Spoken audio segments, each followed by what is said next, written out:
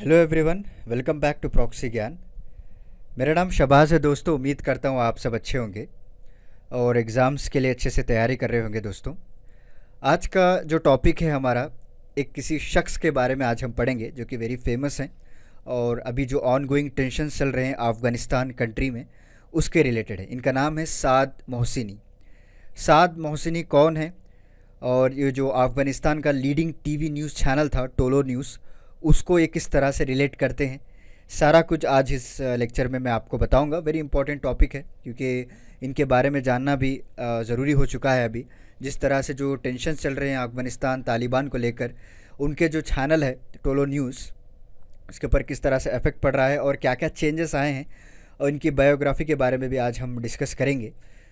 तो चलिए आज का लेक्चर हम शुरू करते हैं। शुरू करने से पहले मैं आपको एक छोटा सा अपडेट देना चाहता हूँ कि अगर आपको कोई भी एग्जामिनेशन काउंसलिंग चाहिए, आप हमारा वेबसाइट www.proxygan.com पे विज़िट कर सकते हैं। सारी जानकारी आपको मिल जाएगी और जो मेन फोकस रहेगा यूपीएससी आंसर राइटिंग पे, आपको प्रॉपरली गाइड किया जाएगा, प्रॉपर स्ट्रैटेजी बताई जाएगी आपके पर्सनल स्ट्रेंथ और वीकनेसेस के ऊपर। तो without any delay let's begin our lecture. तो जैसा आप सभी लोग जानते हैं कि किस तरह से जो पॉलिटिकल टेंशन चलते आ रहे हैं और ह्यूमैनिटेरियन क्राइसिस चल रही है, और पहला जो कंट्री था इस ह्यूमैनिटेरियन क्राइसिस को रिस्पॉन्ड करने वाला हमारा भारत देश था।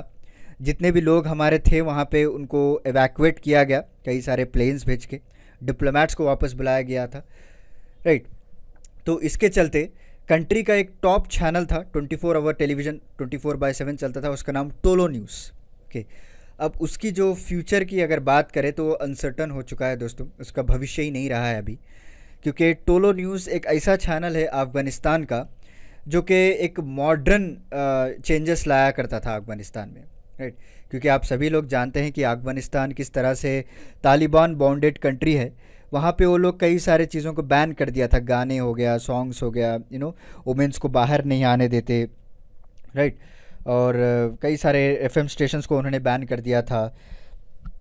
तो टोलो न्यूज़ एक ऐसा चैनल था वहाँ का जो ये सारे हदें पार करके लोगों तक प्रॉपर न्यूज़ पहुंचाता था, जो एक्चुअल ग्राउंड रियलिटी थे वो बता रहा था पब्लिक के सामने, और सारी दुनिया में ये न्यूज़ को पब्लिश किए जाते थे ताकि सारी कंट्रीज़ का ध्यान अफ़गानिस्तान में जाए, वहाँ के हालात पे जाए कि किस तरह से लोग वहाँ पे सफ़र हो रहे हैं।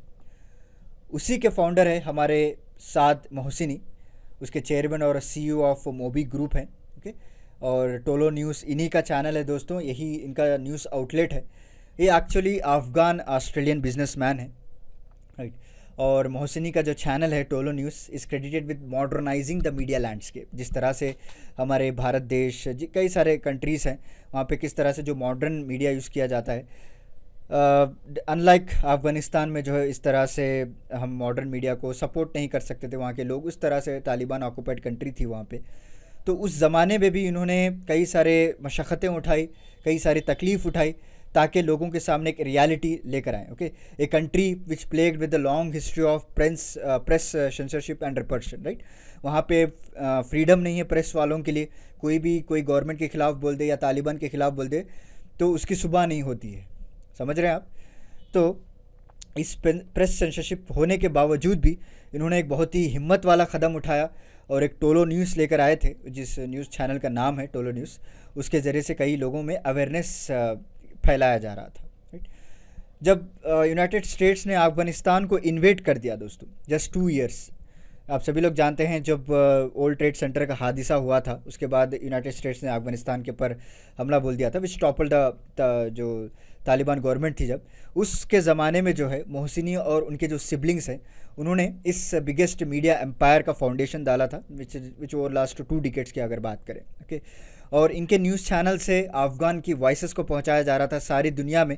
जितने भी वर्ल्ड वाइड कंट्रीज़ हैं वो प्रॉपरली अपना अटेंशन जो है इस वॉर ट्रोन नेशंस पे देने लगे थे, ओके। तालिबान जो रिज़ाइम था 1996 से लेकर 2001, यानी 5 साल तक इनका हुकूमत चली थी अफ़गानिस्तान में। उसके बाद वहाँ की जो मीडिया थी उनके दौरान मिलिटेंट ग्रुप हैंडल कर रही थी। इंडिपेंडेंट जर्नलिज्म आप ख्वाब में भी नहीं सोच सकते कि आपने ख़ुद का न्यूज़ चैनल जो है बना दिया और जो एक्चुअल फैक्ट्स हैं वो लोगों को दिखा रहे हैं, वो तो आप ख्वाब में भी नहीं सोच सकते, उतना स्ट्रिक्ट था। क्योंकि 5 साल मिलिटेंट ग्रुप हैंडल कर रहा था मीडिया को, ओके, टेलीविजन्स हो गया, फिल्म्स हो गया, अदर फॉर्म्स ऑफ एंटरटेनमेंट हो गया, राइट, ये सारा कुछ इन्होंने बैन कर दिया था, stating as it is not permissible in Islam. उसके बाद यूएस ने जब ट्रूप्स को विड्रॉ करने लगे थे, अगस्त 31 तक उन्होंने टाइम दिया था फ्रॉम अफगानिस्तान, उसके बाद फिर से जो है टोलो न्यूज़ अभी ख़तरे में आ चुके हैं। हमारे ऑथर ने कहा है कि it's hanging by a thread, ना उधर जा सक रहा है ना इधर जा सक रहा है, बिकॉज इसका जो फ्यूचर है अभी पता नहीं, आगे चलकर अफगानिस्तान वाले फिर से ये टेलीविज़न हो गया या फिर न्यूज़ चैनल्स हो गया, एफएम स्टेशन हो गया, इसको बैन कर देंगे तो ऑब्वियसली इनकी जो टोलो न्यूज़ है वो भी बैन हो जाएगी। ओके, हु इज़ साद मोहसिनी। तो चलिए इनके ऑटोबायोग्राफी के बारे में पढ़ते हैं। बहुत ही बेहतरीन इंसान है ये, और बहुत ही मशक्क़त करके स्ट्रगल करके उन्होंने इतनी दूर तक आए हैं। राइट, इनसे हमको भी जो है सीखना चाहिए कि ट्राई करते रहना चाहिए, वन और अदर डे आपको भी आपकी सफलता मिलेगी। तो चलिए, ओवर द ईयर्स साद मोहसिनी जो है एक अफ़गान रुपेट मुर्डॉक एक कंपनी थी, उसको उन्होंने खुद ने डेवलप किया है, और कई सारे अमेरिकन मीडिया टाइकून भी इसमें इन्वेस्ट किया था 2012 में। ठीक, और उसके बाद उन्होंने मोहसिनी अफ़गानिस्तान को माइग्रेट होते, बिकॉज ये ऑस्ट्रेलियन में थे, उनके जो फादर थे, उनकी जो फैमिली थी वो ऑस्ट्रेलियन बेस्ड थी, but born and bought up उनका जो है अफ़गानिस्तान में हुआ था, but later they are migrated. कि ये इनके जो पिताजी थे वो अफ़गान के डिप्लोमेट थे। ओके, और he spent early years in the UK, Kabul, Tokyo, Islamabad, यहाँ पे सारा कुछ इन्होंने अपनी ज़िंदगी बिताई है before moving to Melbourne in Australia. Okay, उसके बाद इन्होंने अपना करियर को स्टार्ट किया as an Australian investment bank, वहाँ पे इक्विटीज़ और कॉरपोरेट फाइनेंस डिवीज़न को संभाल रहे थे। दोस्तों आप सभी लोग जानते हैं ना इक्विटीज़ क्या होता है, डेरिवेटिव्स क्या होता है, तो उस सेक्शन को ये लोग संभाल रहे थे, मोहसिनी जो संभाल रहे थे, वहाँ से उनका करियर शुरू हुआ। राइट, और जब 2003 में अफ़गानिस्तान में जब मीडिया नहीं था, कई सारे लोगों की जो है दिन दहाड़े हत्या कर दी जा रही थी और उनके हक उनसे छीने जा रहे थे। राइट, वुमेंस के साथ, गर्ल्स के साथ जो है अत्याचार किया जा रहा था। राइट, कई सारे लोग उनके पर जो है ज़बरदस्ती रेप जैसे एक्टिविटीज़ को की जा रहे थे। तो सारा जो चीज़ें थे वो हिडन में हो रहे थे, लोगों के सामने नहीं आ रहे थे। जब तक इंटरनेशनल प्लेटफॉर्म्स में आप एक्सपोज नहीं करोगे कि क्या हालत चल रही है, तो लोगों को कैसे पता चलेगा। राइट, किस तरह से उनको लगे। सो इस तरह वो जो मीडिया का जो लैकिंग आपको दिखाया जा रहा है ना, उसको इन्होंने कवर किया था दोस्तों। ओके, उसके बाद इन्होंने country first privately radio station को भी इन्होंने चलाया, उसका नाम था अरमान। ओके, अरमान जो एफएम रेडियो स्टेशन से उनके सिबलिंग्स के साथ मिलकर इन्होंने शुरुआत की थी, और इस रेडियो स्टेशन में पहली बार अफ़गान और वेस्टर्न पॉपुलर म्यूज़िक लगाया गया था। ओके, जो कि 1996 से 2001 तक तालिबान के रिजाइम के अंडर इसको कम्प्लीटली बैन कर दिया गया था, बट उसके बाद इन्होंने वापस में लाने की कोशिश की। उसके बाद उनका जो बिज़नेस है बहुत ही बेहतरीन चला, और उन्होंने एक्सपैंड भी किया अपने जो न्यूज़ चैनल को ईरान तक, इथोपिया, सब सहारन Africa, middle east, and even India में भी इनके कई सारे शेयर्स हैं आपको देखने को मिलेंगे। रिसेंटली इन्होंने इंटरव्यू भी दिया था हमारे जो हिंदू चैनल को। Right, so Mohsini family was a businessman family थी एक्चुअली, और जितना भी जो फंडिंग आ रहा था उन्होंने कई सारे अपने काम में, अपने गोल में, अपने स्ट्रैटेजी में उन्होंने इन्वेस्ट किया, और साथ ही साथ अमेरिकन फर्म्स भी थे जैसे कि मुर्डॉश, 21st सेंचुरी फॉक्स हो गया, वो भी शेयर होल्डर बने 2012 में। इन्हीं की कंपनी है actually, not by US government से तो फंडिंग आ रही थी, बट एनी हाउ मुर्डॉश उनकी भी जो company Murdoch, right, 21st century Fox, ये भी 2012 में इन्होंने शेयर होल्डर खरीदा। फिर इसके बाद 2010 में टोलो न्यूज़ को शुरुआत की, और ऐसा नहीं कि बहुत ही आसान हो गया दोस्तों, क्योंकि ऑब्वियसली जब अब आप किसी के ख़िलाफ़ अगर रिपोर्ट कर रहे हैं, अगर आप सच्चाई बोल रहे हैं मीडिया में या फिर किसी लोगों को, तो आपको तकलीफ़ आनी ही है, ये नेचर है। जब इन्होंने टोलो न्यूज़ में सारी सच्चाई लोगों के सामने रखते जा रहे थे, तो उनकी जो चैनल की स्टाफ थी, कई लोगों को टारगेट किया गया तालिबान के द्वारा। ओके, बॉम्बिंग की गई, कई लोगों की जानें भी चले गई उसी बॉम्बिंग के दौरान।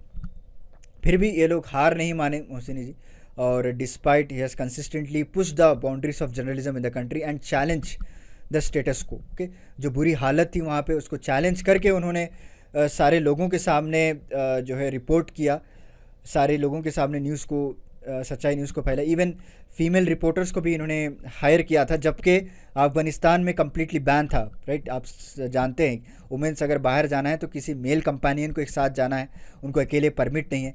तो इन्होंने फीमेल रिपोर्टर्स को भी इन्होंने हायर किया था। ओके, अभी आज की अगर बात करें, जब तालिबान काबुल का जो कंट्रोल ले लिया था, इनकी जो पॉपुलर न्यूज़ चैनल है, ये उसके बाद भी एक मिलिटेंट ग्रुप उन्होंने आए थे, इंटरव्यू दिया था, आपने कई न्यूज़ चैनल में देखा होगा।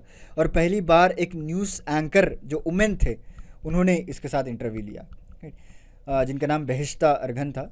तो जो भी डिसीजंस ये लोग कर रहे हैं तालिबान वाले, जो पीस डील ये लोग फॉलो कर रहे हैं, उसके बारे में डिस्कस करने के लिए इन लोगों को बुलाया गया था स्टूडियो पे।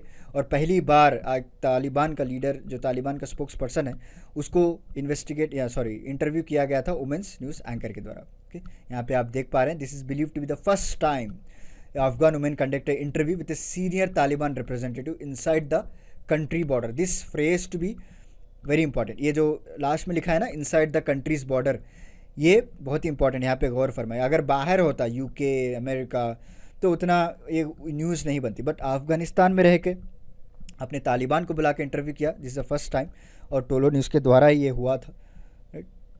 अभी तालिबान आ गई है तो टोलो न्यूज़ के ऊपर क्या फ़र्क पड़ेगा, क्या क्या सिचुएशन चेंज होंगे, ये जान लेना बहुत ही ज़रूरी है। बिकॉज अभी अगर आप देखें, इस बार जब तालिबान आया था अफ़गानिस्तान में, तो उसने एक डिफरेंट पर्सपेक्टिव के साथ आया था दोस्तों। वो जानते हैं कि कंट्री को अगर सर्वाइव करना है, अगर गवर्नमेंट को चलाना है, तो आप भी जो है मॉडर्न फ्रंट लेना पड़ेगा। ओके, और उन्होंने ये भी कहा कि we are open to free media in the country, हम किसी को बैन नहीं करेंगे अब। जैसे एग्जाम्पल के तौर पे उन्होंने स्टूडियो पे आके इंटरव्यू भी दे दिया है, ताकि लोगों को दिखाना चाहते हैं कि our perspectives are different this time. But anyhow, ये जो खौफ है ना, बहुत ही बड़ी दर्दनाक चीज़ है।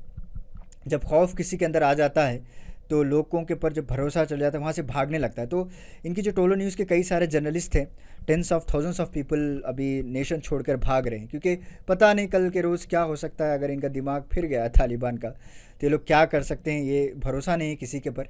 बट इन रिसेंट वीक्स अगर देख रहे, several TV channels, radio station, उन्होंने भी पास कर दिया है। Okay, some were seized by the Taliban. और जब काबुल को सीज कर दिया गया था, तालिबान मिलिटेंट्स ने कई सारे गवर्नमेंट ऑफिसर्स को भी ऑक्यूपाई कर लिया था।